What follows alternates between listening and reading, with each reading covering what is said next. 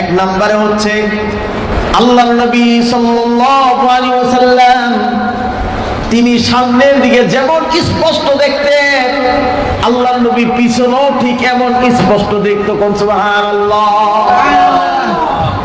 এই আমরা কি পিছনের দিকে দেখিনি? আরে কথা কয় না, দেখেন। কিন্তু আল্লাহ নবী সামনেও দেখতেন, পিছনেও দেখতেন। সুবহানাল্লাহ। দুই নম্বরে রাসূল করিম সাল্লাল্লাহু আলাইহি ওয়াসাল্লাম দিনের আলোতে যেমন স্পষ্ট দেখতেন, রাতের অন্ধকারেও আল্লাহর নবী এমন স্পষ্ট দেখতেন। রাত আর দিনের আল্লাহর নবীর সামনে কোনো পার্থক্য ছিল না। কোন সুবহানাল্লাহ। তিন নাম্বার গুণ, রাসূল করিম সাল্লাল্লাহু আলাইহি ওয়াসাল্লাম যখন কথা বলতেন তার মুখের আওয়াজ এত দূর থেকে শোনা যাইত, একবারে অনেক মানুষ একসাথে শুনতে পাইতেন। আল্লাহর নবী যখন আরাফার ময়দানে বয়ান করেন, সোয়া লক্ষ সাহাবী দাঁড়াইছে, আল্লাহর নবী এক একটা বক্তব্য দিচ্ছেন, সাহাবায়ে কেরাম শুনতেছে। সুবহানাল্লাহ। মনে করেন অনেক দূরে দুইজন লোক কথা বলতেছে, রাসূলুল্লাহ এখানে দাঁড়িয়ে আছেন, ওই দূরের দুইটা লোক কি কথা বলতেছে আল্লাহর নবী এখানে বসে বসে সব শুনতে পাইতো। কোন সুবহানাল্লাহ।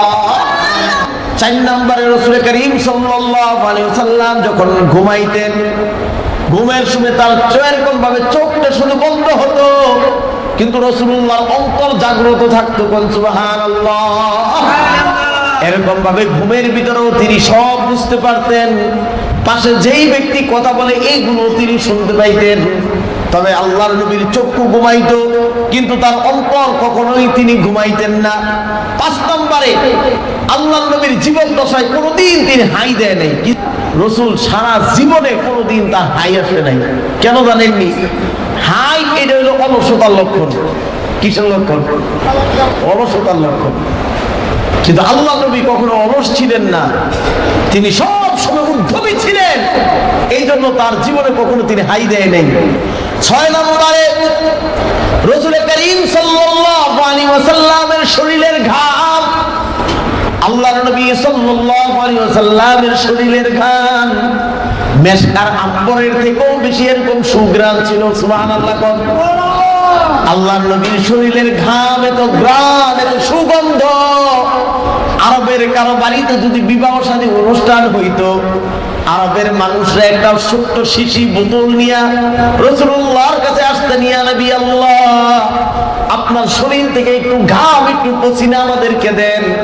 সাহাবায়ে কেরাম ওই ঘামটা এনে খাবারের ভিতরে ছিটিয়ে দিতেন, আর খাবারের ভিতরে এমন ঘ্রাণ হইতো, আল্লাহু আকবার, গোটা পৃথিবীতে, গোটা আরবের ভিতরে সমস্ত দামি আদর রাসূলুল্লাহর এই ঘামের কাছে ফের এর যে সুন্দর ঘ্রাণ আর হতে পারে না। বলেন আল্লাহু আকবার।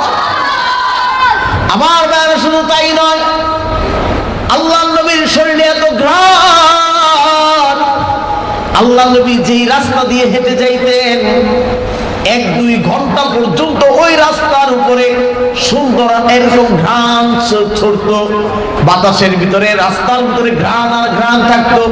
2 ঘন্টা পরও যদি কোনো মানুষ এই রাস্তাটা হাইটে যাইতো, তাহলে সে বুঝতো আল্লাহর নবী হয়তো এমন হাইটে গেছে, পুরা রাস্তা ঘ্রাণ হয়ে রয়েছে। কোন সুবহানাল্লাহ। 7 নম্বরে আল্লাহর নবী যখন পায়খানা প্রস্রাব করিতেন, আল্লাহর নবী সাল্লাল্লাহু আলাইহি ওয়াসাল্লাম যখন পায়খানা প্রস্রাব করত, মাটি সাথে সাথে এটা গিলে খেয়ে ফেলতো। যেই জায়গার ভিতরে আল্লাহর নবী পায়খানা প্রস্রাব করতেন, সেই মাটির ভিতর থেকে মেশকার আম্বরের মতো সুঘ্রাণ বাড়িত। সুবহানাল্লাহ। 8 নম্বরে সবচেয়ে গুরুত্বপূর্ণ একটা তথ্য আপনাদেরকে দেই, আল্লাহর নবী যেদিন মায়ের পেট থেকে দুনিয়াতে আসবে, আল্লাহর নবীকে আল্লাহ তাআলা মায়ের পেট থেকে সুন্নতে খতনা করায় দিয়েছে। সুবহানাল্লাহ। না বুঝেননি? সুন্নতে খতনা বুঝছেন না? মুসলমানি করায় দিয়েছে মার পেটের ভিতর থেকে। দুনিয়ার কোন মানুষ যাতে রাসূলুল্লাহর লজ্জা স্থানের দিকে না তাকায়, এই জন্য মায়ের পেট থেকে সুন্নতে খতনা করায় দিয়েছে। মায়ের পেটের ভিতর থেকে নারী সুন্দর করে কাইটা দিছে, আল্লাহ তাআলা সুন্দর করে ক্লিন পরিষ্কার করে আল্লাহ তাআলা নবীকে দুনিয়ায় পাঠাইছে। আমরা দুনিয়াতে আসলে আমাদের শরীরে নাপাক রক্ত লেগে থাকে, আমাদের শরীরে কত ময়লা লেগে থাকে, তেল দিয়ে ডইলা ডইলা উঠানো লাগে, কথা কোন ঠিক কিনা? কিন্তু আল্লাহর নবী যখন দুনিয়াতে আসছে মনে হইছে কে জানি সুন্দর করে পুরো পরিষ্কার ক্লিন কইরা আল্লাহ তাআলা দুনিয়াতে আল্লাহর নবীকে প্রেরণ করেছেন।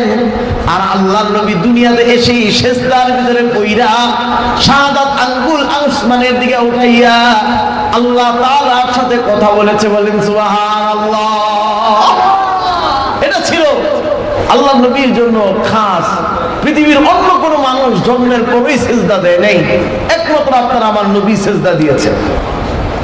আমার ভাইয়েরা, শুধু তাই নয়, রাসূল করিম সাল্লাল্লাহু আলাইহি ওয়াসাল্লাম যখন জন্মগ্রহণ করেন, তার মায়ের তিনি যখন দুনিয়াতে আসলেন, ওই সময় একটা নূর এমন জোরে চমক মারছে, এমন একটা আলো হযরত আমিনার ঘরে এমন একটা নূরের আলো এমন জোরে একটা ঝিলিক মারছে। আমিনা বলেন, আমি এই ঝলকের ভিতরে ওই দূর দেশের শাম দেশ পর্যন্ত সব দেখে ফেলেছি। মনে হয়েছে আমার আল্লাহ আমার ঘরে একটা নূরের টুকরা দান করছে। সুবহানাল্লাহ। 6 নম্বরে তাফসীরকারকরা বলেছেন, শৈশবে হযরত যখন দোলনার ভিতরে এরকম ভাবে তার মা তাকে যখন দোলনার ভিতরে শোয়ায় রাখতো, এই দোলনা ফেরেশতারা নিজেরা আইসা এরকম ধাক্কা দিয়ে দিয়ে ঝুলাইতো। সুবহানাল্লাহ না? দোলনা নিজে নিজেই ঝুলতে থাকতো। আল্লাহর নবী আনন্দ পাইতেন। আল্লাহর নবী উপরের চাঁদের দিকে তাকায় তাকায় কথা বলতেন। আল্লাহর নবী হাত পা নাড়ায় নাড়ায় তখন চাঁদের সাথে কথা বলে। তাফসীরকারকরা লিখেছে, ওই চাঁদটাও আল্লাহর নবীর হাত পায়ের এরকম তালে তালে এরকম ভাবে চাঁদটা এরকম নড়াচড়া করতো। কোন সুবহানাল্লাহ। তাআলা বলেন, ওই দামি চন্দ্রটাকে আমি তার জন্য খেলার সাথী বানায় দিলাম। 10 নম্বরে মুফাসসিরিনে কেরাম বলেন, রাসূল করিম সাল্লাল্লাহু আলাইহি ওয়াসাল্লাম যখন গরমের মৌসুমে বাহিরে বের হতেন, সাথে সাথে আসমান থেকে একটা মেঘের টুকরা রাসূলুল্লাহর মাথার উপরে এভাবে ছায়া দিয়া দিয়া হাঁটতো, যাতে করে রাসূলের উপরে গরম সূর্যের গরম তাপ যাতে করে রাসূলুল্লাহর উপরে না লাগে। আসমানের একটা মেঘের চাকা, মেঘের একটা টুকরা রাসূলুল্লাহর মাথার বরাবর হাঁটতো। কোন সুবহানাল্লাহ। শুধু তাই না, তাফসীরকারকরা লিখছেন, গরমের মৌসুমে যদি রাসূল গাছের তলে বসতেন ছায়ার জন্য, আল্লাহর নবী মনে করেন পূর্ব দিকে এইভাবে ছায়া, পূর্ব দিক থেকে সূর্য উঠছে, পশ্চিমে গাছের ছায়া পড়ছে। এখন আপনি মনে করেন পশ্চিমে ছায়ার তলে বসেন। আচ্ছা, আপনি যদি পশ্চিম থেকে উঠা পূর্ব দিকে আয়েন, তাহলে কি ছায়া কি আপনার লগে লগে আইব? কথা কই না রে, আইব। কিন্তু রাসূল করিম সাল্লাল্লাহু আলাইহি ওয়াসাল্লাম এরকম গাছের যেদিকেই তিনি যাইতেন, অটোমেটিক গাছের ছায়াটা ঘুরে গিয়ে রাসূলের উপরে এমনি ছায়া দিয়ে রাখতো। সুবহানাল্লাহ, সুবহানাল্লাহ, সুবহানাল্লাহ। আল্লাহর নবী যেদিকে যাইতেন, ডানে হোক, উত্তরে হোক, দক্ষিণে হোক, পূর্ব হোক, পশ্চিমে হোক, রাসূল যেদিকে ঘুরতেন গাছের ছায়াটাও অটোমেটিক ওইদিকে ঘুরতো। সুবহানাল্লাহ। 12 নম্বরে রাসূল করিম সাল্লাল্লাহু আলাইহি ওয়াসাল্লাম তার আরেকটা বৈশিষ্ট্য ছিল, রাসূলের ছায়া কখনো মাটির উপরে পড়তো না। বলেন সুবহানাল্লাহ। রাসূলের ছায়া কোনোদিন মাটির উপরে পড়তো না। রাসূল যেদিক দিয়ে হাইটা যাইতেন তার ছায়া কোনোদিন মাটিতে পড়তো না। কারণটা কি? কারণ হচ্ছে আল্লাহর নবী যেমন দামি, তার শরীর মুবারকটা যেমন দামি, রাসূলুল্লাহর ছায়া মাটিতে পড়বে, এই ছায়ারও একটা দাম আছে না নাই? একটা দাম আছে না নাই?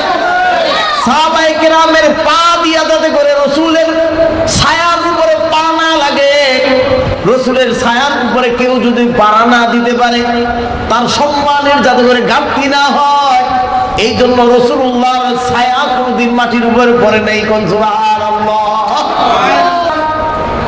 আল্লাহর নবী সাল্লাল্লাহু আলাইহি ওয়াসাল্লামের ছায়া কোনদিন মাটিতে পড়তো না।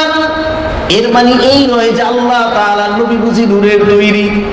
ভালো করে বুঝেন, রাসূলুল্লাহ মাটির তৈরি, তবে তার অন্তর, তার আত্মাটা ছিল নূর। এখানে আসলেই পরশ পাথরের ছোঁয়া পাওয়ার সাথে সাথেই মানুষগুলো আল্লাহ হেদায়েতের পথে চলে আসতো। কোন সুবহানাল্লাহ। সমস্ত নূরের তৈরি ফেরেশতাদেরকে আল্লাহ কয় মাটির তৈরি আদমরে তুই সিজদা দে। কোন সুবহানাল্লাহ।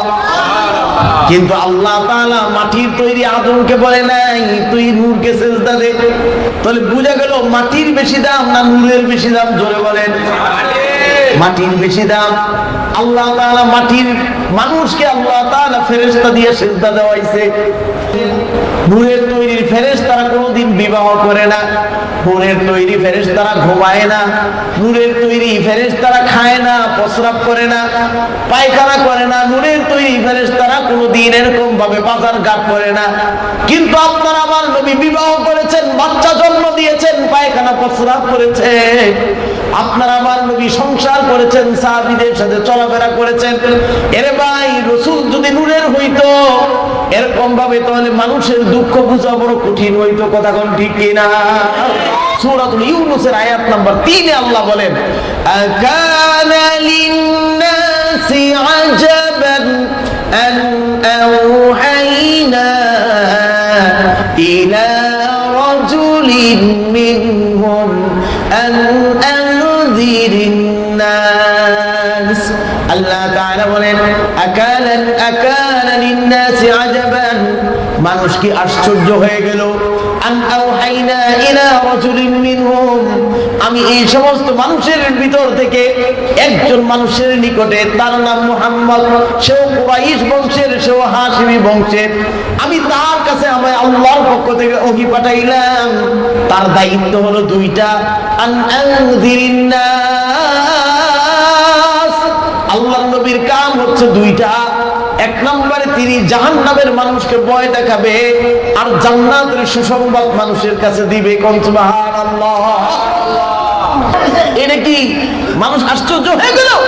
আকানা লিন-নাসি আজাবান আন আওহাইনা ইলা রাজুলিন মিনহুম, আমি তাদের মধ্য থেকে মুহাম্মাদের কাছে ওহী পাঠাইলাম। এতেই কি তারা আশ্চর্য হয়ে গেল? তারা কেন তাকে রাসূল হিসেবে মানতে চায় না? হে আমার ভাইয়েরা, অতএব বুঝা গেল রাসূল আমাদের মতো মানুষ। তবে আপনার আমার মধ্যে রাসূলের মধ্যে পার্থক্য কি? বলেন। সাল্লাল্লাহু আলাইহি ওয়াসাল্লাম মানুষ, তবে তার ক্ষমতা, তার পাওয়ার, আল্লাহর পরে যার স্থান তিনি হচ্ছেন আপনার আমার নবী। কথা কোন ঠিক কিনা? অতএব রাসূল মানুষ ঠিক আছে, কিন্তু রাসূলুল্লাহর সম্মান সবচেয়ে বেশি। রাসূলুল্লাহ সাল্লাল্লাহু আলাইহি ওয়াসাল্লাম তার কলম ছিল এরকম নূর, আল্লাহর পক্ষ থেকে যে কেউ তার কাছে আসতো তিনি হেদায়েত পেয়ে যেতেন।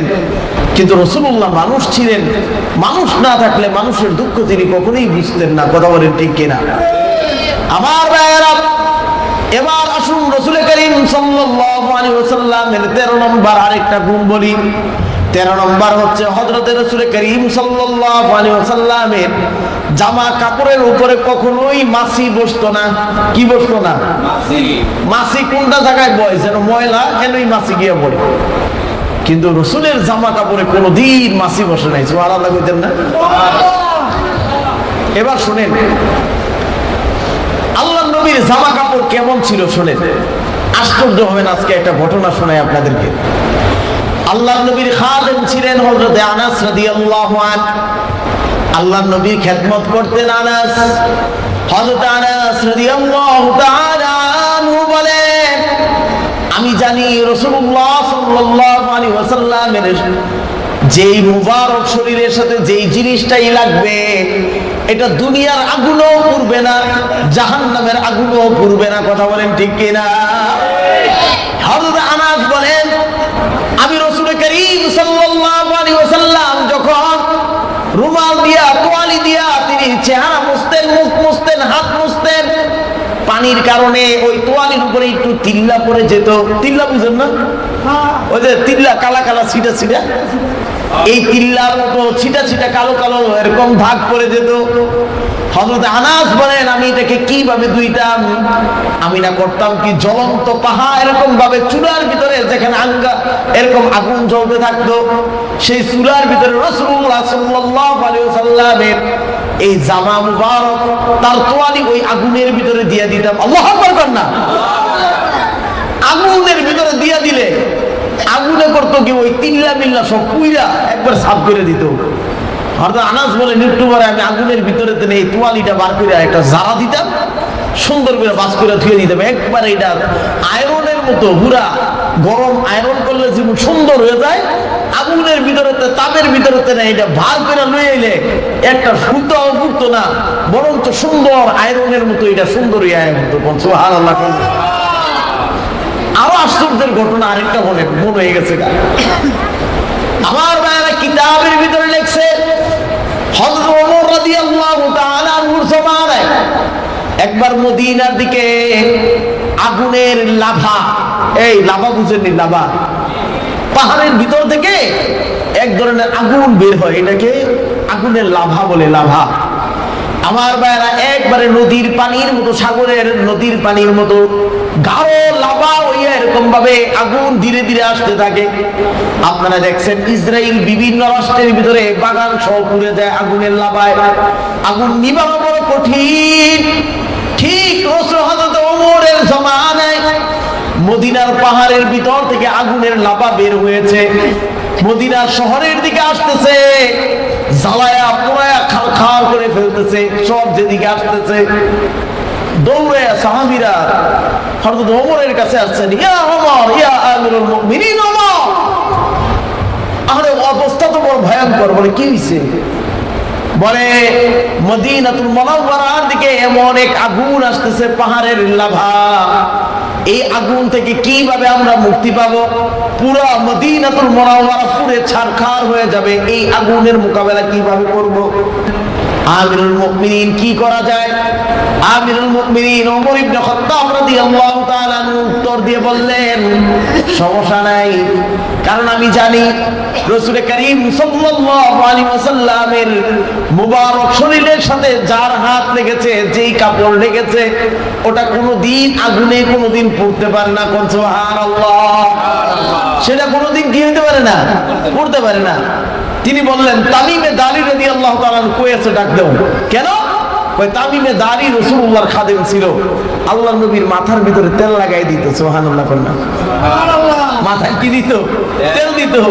ওমর কয় এইবার তামিমে দারির কামটা ঠিক মতো করার জন্য তামিম দারিরে ডাক দিছে, এই তামিম দারি, তোমার এই হাত রাসূলুল্লাহর শরীরের সাথে লাগছে, এই হাত কখন আগুনে পড়বে না, যাও এই আগুনটারে খেদাইয়া ওই পাহাড়ের ভিতরে আবার নিয়ে দিয়ে আইবে।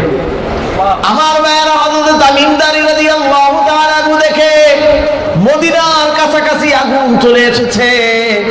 তামিম দারি এবার হাত দিয়া ছাগলের পাল যেমন খেদায়, যা যা এই ছাগলের দিক যায় মানে যেমনে খেদায়, তামিম দারি তার হাত দুইটা সামনে দিয়া দিয়া আগুনটা কয়, এই আগুন যা যা, হাত দিয়া ইশারা দেয়, আর আগুন খালি পিছনে যায়, আগুন খালি পিছনে যায়। আল্লাহু আকবার করেন না। তামিম দারি হাত দিয়া ছাগলের পালের মতো আগুনটারে খেদাইতে খেদাইতে ধাক্কা এরকম ভাবে যা যা কইতা নিতে নিতে পিছনের দিকে নিতে নিতে যেই পাহাড়ের গুহা থেকে এই আগুনের লাভা বের হয়ে আসছে, তামিম দারি ঠিক ওই গুহার ভিতরে নিয়ে সব আগুনগুলোরে বন্দি কইরা তুইয়া একটা পাথর দিয়া বন্দি কইরা দিয়া কয়, এ আগুন আর কোনদিন এখান থেকে বার হইস না। সুবহানাল্লাহ। না খাসার ভিতরে নিয়ে বন্দি করে দিয়েছে। সুবহানাল্লাহ। সুবহান রাসূল করিম সাল্লাল্লাহু আলাইহি ওয়াসাল্লাম 13 নম্বর তার জামা কাপড় কখনো এরকম ভাবে আগুনে পুড়তো না। এরকম ভাবে 15 নম্বরে হযরত যখন কোন জায়গার উপর সওয়ার হইতেন, যতক্ষণ পর্যন্ত তিনি সওয়ারে থাকেন ততক্ষণ পর্যন্ত ওই জানোয়ার কোনদিন প্রস্রাব পায়খানাও করতো না। আল্লাহ নবী যদি কোনো উট দিয়া যাইতেন বা ঘোড়ার উপরে উঠতো, ওই ঘোড়া এবং উট প্রস্রাব পায়খানা বন্ধ করে রাখতো। সুবহানাল্লাহ। আল্লাহর কুদরতে। কেন? যে আমি প্রস্রাব করলে প্রস্রাবের ছিটা যদি রাসূলুল্লাহর মুবারক শরীরে গিয়ে পৌঁছে, রাসূলুল্লাহর মুবারক শরীরে গিয়ে যদি পায়খানা ছিটটা যায়, এই জন্য যেই উটের উপর তিনি বসতেন, এই উট আল্লাহর কুদরতে একবারও প্রস্রাব পায়খানা করতো না। আল্লাহর নবী যদি নাইমা চলে যেতেন, ও দূরে গিয়া ঠান্ডা মাথায় তার পায়খানা প্রস্রাব ছাড়তো। সুবহানাল্লাহ। 16 নম্বরে আল্লাহর নবী যখন কোনো কিছুকে জবে করতেন, ওট হোক দুম্বা হোক, তিনি কুরবানির সময় যখন কোনো বস্তুকে জবাই করতে চাইতেন তখন এই উট এবং এই দুম্বা এরকম তার গলা সামনে ঝাঁকায় দিত, বলতো ইয়া নবী আল্লাহ, আমার কত সৌভাগ্য, আমি আপনার হাতে জবে হচ্ছি, আপনার হাতে কুরবানি হব, আমার এত বড় সৌভাগ্য। ইয়া নবী আল্লাহ, আপনি তাড়াতাড়ি আমার জবে করেন, কোন সুবহানাল্লাহ।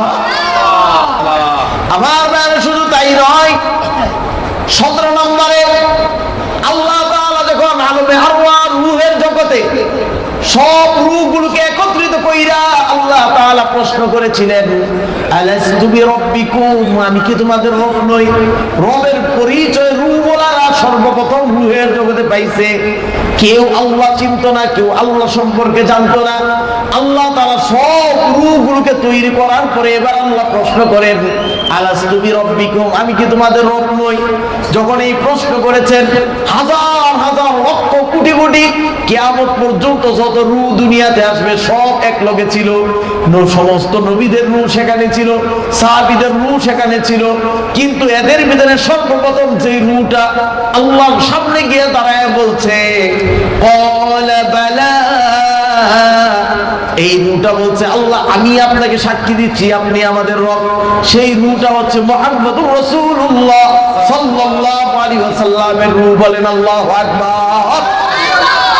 আল্লাহর নবী বলার সাথে সাথে তার এই রূহ এটা বলার পরেই সমস্ত রূহ এই রূহের দেহাদেহি সবাই কয় ক্বালু বালা, হে রব আপনি দম করো, সুবহানাল্লাহ। এই জন্য আল্লাহর নবী রূহের জগত ইমাম, তিনি ওই জায়গার ভিতরে সবার আগে, তিনি সেখানেও ইমাম, তিনি দুনিয়াতেও ইমাম, তিনি আখিরাতেও সবার আগেই সুপারিশ করবে, কোন সুবহানাল্লাহ। আমার ভাই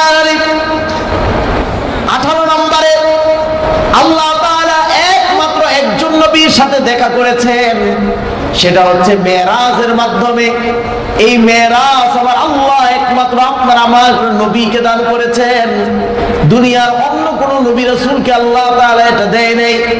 একমাত্র আল্লাহ তাআলা আমার নবীকে 7 আসমান ভেদ করে, সিদরাতুল মুনতাহা ভেদ করে, নূরের পর্দাগুলো ভেদ করে আল্লাহর কুরসির কাছে নিয়ে আল্লাহ তাআলা আমার নবীকে নিয়ে বসাইছে, কোন সুবহানাল্লাহ। আল্লাহ তাআলা কোরআনের ভিতরে বলেন ফাকানা ক্বাবা কাউসাইনি আও আদনা, আমি আর আমার নবী এমন একটা চেয়ারের ভিতরে একসাথে বসছি। আল্লাহ বলেন আমি আর আমার রাসূলের মাঝখানে দূরত্ব ছিল ফাকানা ক্বাবা কাউসাইনি আও আদনা, একটা তীরের ধনুক যতটুকু লম্বা অতটুকু দুই জনের মাঝখানে ব্যবধান ছিল। আমি আর রাসূল বেরকম ভাবে পর্দা ছাড়া সরাসরি রাসূলের সাথে কথা বলেছেন আমার আল্লাহ। বলেন সুবহানাল্লাহ।